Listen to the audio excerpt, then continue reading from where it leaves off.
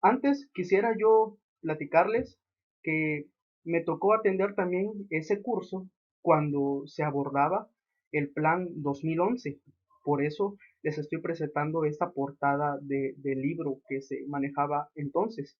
Actualmente ya se maneja el plan que se deriva de los aprendizajes clave 2017 y bueno, también les presento la portada del libro que actualmente se implementa. Asimismo, les presento los contenidos de ambos libros. En el primer contenido eh, se entra hasta la multiplicación en el bloque 5. Recuerden que anteriormente pues eran 5 los bloques que se manejaban por ciclo escolar. En este caso, en la actualidad se manejan solamente 3 bloques. Lo interesante aquí es que anteriormente, a partir del bloque 5, ya se podían ver este tipo de contenidos, refiriéndome a los procesos, a la introducción de la multiplicación. Y en este caso, desde el primer bloque, ya nos vienen presentando estos temas. Y lo curioso es que otra diferencia es que en el plan 2011, en el bloque 5, se entraba o se adentraba a los niños a la multiplicación mediante un desafío llamado reparto de canicas. No sé si se logra percibir, pero es el desafío número 56. Así se llama, reparto de canicas. Y eh, es la analogía a las canicas, ¿no? El tema de las canicas como para entrar a los niños a la multiplicación. Y en el 2017, en el bloque 1 lo manifiesta tal, introducción a la multiplicación. Y bueno, desde ahí ya hay una gran diferencia que nos sirve a los docentes para entender más o menos el proceso por el cual se debe transitar para llegar a este, a esa operación básica. Bueno, el papel de nosotros como docentes es muy importante para que los niños se familiaricen y se apropien de la noción de la multiplicación.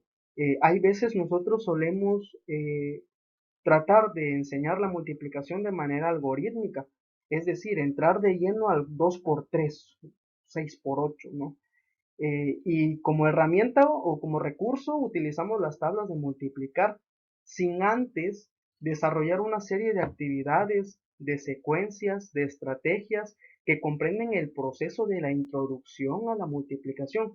Omitimos esa parte. Hay veces porque desconocemos que antes de llegar a ese paso, a ese punto, tenemos que transitar primero por diversas actividades. Y bueno, me di a la tarea yo de investigar un poquito más al respecto y desafortunadamente los niños presentan un alto índice de déficit en lo que es la enseñanza de la multiplicación. Ellos saben multiplicar, aprenden a multiplicar porque es un recurso que finalmente utilizan en tercero, en cuarto, en quinto, pero se apropian hasta ese entonces porque no llevaron antes un proceso de introducción. Entonces, desde ahí tenemos ese error, desafortunadamente, los docentes en no transitar ese proceso con ellos. Y una de las desventajas, pues como ya lo comenté, es el estancamiento de contenidos, no solo en segundo, sino en tercero, en cuarto, en quinto, en los años posteriores.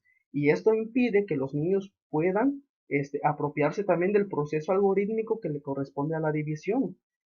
Otra de las desventajas es problemas para relacionar la multiplicación con experiencias cotidianas. Si a los niños se les pone siempre el 2 por 3, 4 por 5, 5 por 20, muy difícilmente los niños van a poder relacionar ese proceso con lo que viven día a día. Y otra de las desventajas es la déficit en las operaciones básicas en grados posteriores. Bien. Eh, Aquí les pongo un ejemplo. Esto es la transición de la suma a la multiplicación. Por ejemplo, ponemos a los niños en el pizarrón o en su libreta que resuelvan esta tabla algorítmica o esta multiplicación. 8 por 3. Pues los niños lo resuelven. Pero, ¿qué tal si les ponemos después? Pepe comprará 3 kilos de café. Si cada kilo cuesta 8 pesos, ¿cuánto dinero deberá tener? Los niños en ese momento lo que hacen usualmente es sumar 3 veces 8 y omitiendo que se debe de realizar tal vez el 8 por 3. No es que la suma iterada, reiterada, esté mal. Lo que se pretende en segundo grado es que los niños puedan saber de que se puede hacer una operación más simple y más rápida, pero como ellos solamente aprenden la multiplicación como se lo ponemos, omiten esta parte o no tienen la capacidad de vincular, ¿no? Esos números para poder tener un resultado más rápido. Y ese es uno de los errores más comunes que yo he encontrado cuando me toca ser maestro frente a un grupo de segundo grado. Es muy común este proceso. Entonces, como ha sido muy común, decidí yo investigar un poquito más al respecto y apropiarme de las técnicas, las herramientas, los instrumentos más adecuados para poder enseñar esto a los niños. En ese proceso de investigación me di cuenta de que hay dos tipos de desconocimiento que los docentes tenemos: el desconocimiento consciente y el desconocimiento inconsciente. El desconocimiento consciente consiste en que tú sabes, estás, ahora sí que aterrizado, estás consciente de que desconoces algo. Y el desconocimiento inconsciente es cuando desconoces que desconoces ese ámbito o algún determinado tema. Por más paradójico que pueda sonar, lo es, porque es real. Entonces, esto pasa cuando vemos la transición de la suma a la multiplicación. Si los docentes sabemos que tenemos dificultades en la enseñanza de la multiplicación, podemos de allí, de estar en un desconocimiento inconsciente, estar a un desconocimiento consciente, es decir, yo desconozco como docente que me faltan muchos elementos para poder enseñar la multiplicación. Ah, bueno, ¿qué voy a hacer?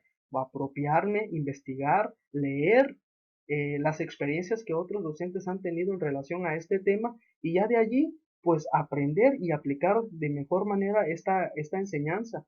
Pero si yo desconozco que desconozco ese proceso, pues obviamente mi práctica o mi intervención educativa siempre va a ser no adecuada, ¿no? Para la enseñanza de la multiplicación y se va a ir repitiendo este ciclo. Entonces es muy prudente estudiar o ponernos a analizar la importancia que juega esta etapa ahí, que saber que los niños en segundo grado es cuando por primera vez se enfrentan a este proceso algorítmico y por lo tanto se le debe dar la importancia que se le debe. Transitar primeramente por el proceso de la introducción a la multiplicación, no llegar y de una vez meterlos al proceso algorítmico. Eh, Hay algunos contenidos y temas que implican la noción de la multiplicación. Antes de llegar al algoritmo, tenemos que hacer agrupaciones de colecciones pequeñas con igual cantidad de objetos para que los niños puedan, a los alumnos se les pueda facilitar el conteo. Lo sabemos, pero hay veces lo omitimos. Otro punto es la seriación con números naturales, del 1 al 9, lo que viene siendo las sumas reiteradas. No es malo que los niños sumen 3 veces 7, pero el propósito fundamental es que los niños sepan que hay una operación más rápida que puede ayudarlos a resolver algún planteamiento que el docente les ponga. El valor posicional de las unidades y las decenas. Antes de llegar al algoritmo, los niños tienen que identificar en una suma o en una resta cuáles son los números que le competen a la unidad, a la decena y a la centena. No pretendamos enseñar a los niños a multiplicar sin que ellos pues hayan o conozcan el valor posicional de los números. El desarrollo de procedimientos propios para calcular el total de objetos que hay en varias colecciones con la misma cantidad. Eso se deriva del primer punto, que más o menos son las agrupaciones de colecciones. Eh, Sumas reiteradas del 1 al 9 y exhibición de la tabla pitagórica. Esto de la tabla pitagórica no es nuevo. Incluso en los libros ya vienen esas sugerencias de que se utilice ya la tabla pitagórica como un recurso para que los niños se les facilite identificar las tablas de multiplicar, ya no de manera tradicional, sino con esto. Yo personalmente en segundo grado yo permito que los niños al resolver una multiplicación tengan a la mano su tabla pitagórica, porque no es el objetivo principal o el aprendizaje esperado que los niños en ese nivel se aprendan de memoria las tablas. No, compañeros, no, ese no es el objetivo fundamental. Lo que se pretende es que los niños sepan utilizar esa tabla pitagórica para poder desarrollar su multiplicación, que ellos identifiquen cómo va el orden de esa tabla, que identifiquen que si se posicionan de manera vertical en el número 5 y de manera horizontal en el número 5 les va a dar 25, lo que sería también una suma de 5 veces 5. Entonces, que los alumnos tengan a la mano, yo les indiqué que en su paleta de su silla tuvieran la tabla pitagórica para que cuando viéramos ese tipo de problemas ellos tuvieran la información a la mano y no estuvieran perdiendo el tiempo contando, que no es malo también, pero hay veces tenemos determinado tiempo para ver alguna materia y pues se tiene que acelerar ese proceso. Hay que tomar en cuenta también que en tercero, en cuarto, van a seguir viendo este problema, este ejercicio, y pues eso va a permitir que los niños puedan potenciar eh, esa multiplicación, ¿verdad? Esa operación básica. Algunos referentes para fortalecer la práctica docente en este proceso de enseñanza, pues es la crisis de la multiplicación. Me atreví a sugerir estos cuatro textos, los pueden hallar en internet y si no, yo con mucho gusto en la sesión presencial les puedo pasar los textos para aquellos que den o estén interesados en apropiarse de estas sugerencias para una enseñanza de calidad en este proceso de la multiplicación. Una propuesta para la estructura conceptual de la multiplicación, buenísimo. Es un libro que me ha servido muchísimo para poder yo tener pues ciertas habilidades en este tipo de enseñanza. Una, la segunda propuesta para la introducción de la multiplicación en el segundo grado de educación primaria con el apoyo de un software educativo. Muy interesante la tesis de esta maestra. Es una maestra que se dedicó a hacer su investigación para obtener el grado de maestra en educación básica y realmente aporta mucho con su propuesta, aprendiendo a multiplicar. De ahí tomé yo algunas sugerencias para aplicarlo con mis alumnos, y me sirvió muchísimo. Un viaje por los diversos métodos para multiplicar también. Un recurso, un libro muy completo, detallado, de cómo los docentes podemos abordar este proceso de enseñanza. Y la decena a través de materiales manipulativos. Hay que recordar también que los niños aprenden de una manera más significativa cuando ellos manipulan este tipo de cosas, ¿no? Frijolitos, canicas, piedritas, hacer las agrupaciones de 3 en 3, de 2 en 2, de 5 en 5, con esos recursos les permite a ellos identificar de manera más rápida cuál es el resultado de determinado problema. Si nosotros omitimos este proceso, a los niños no se les va a quedar ningún aprendizaje significativo y eso es seguro. Bien, pasemos a la siguiente diapositiva.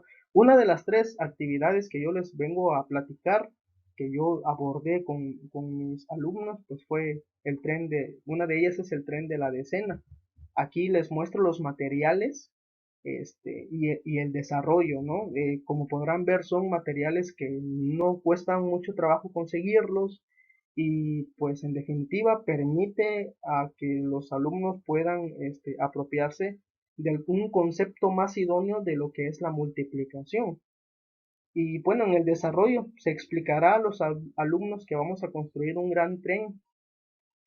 Ese tren va a poder arrastrar hasta 10 vagones y esos vagones transportará 10 tapones de plástico a una planta de reciclaje.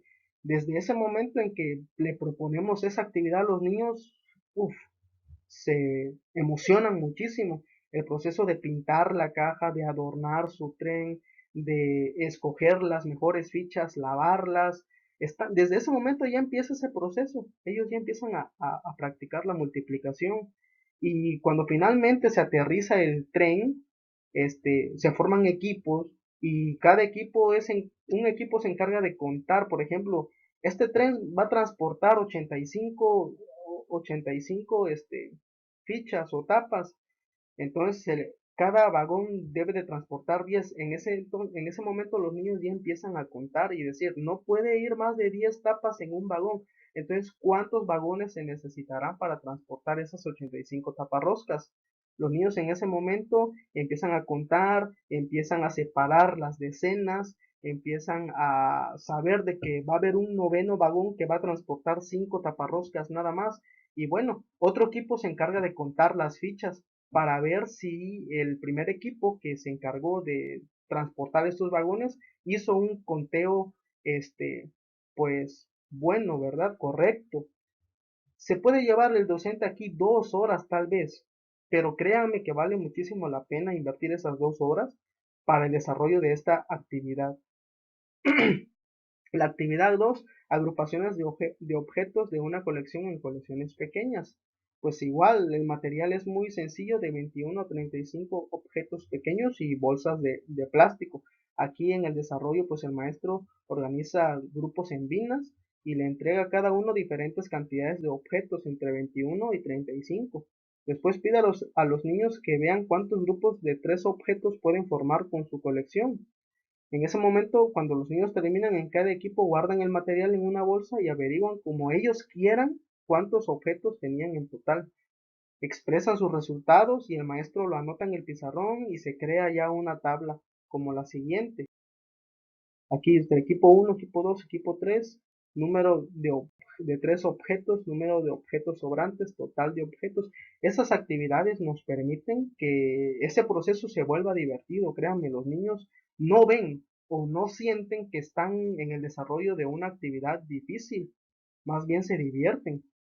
Y a la actividad 3, bueno, para ahorrar tiempo me voy a brincar esta actividad, pero es una actividad también que tiene características semejantes con las otras dos anteriores y bueno, a mí me resultó muy excelente y sí, en efecto se logró el aprendizaje.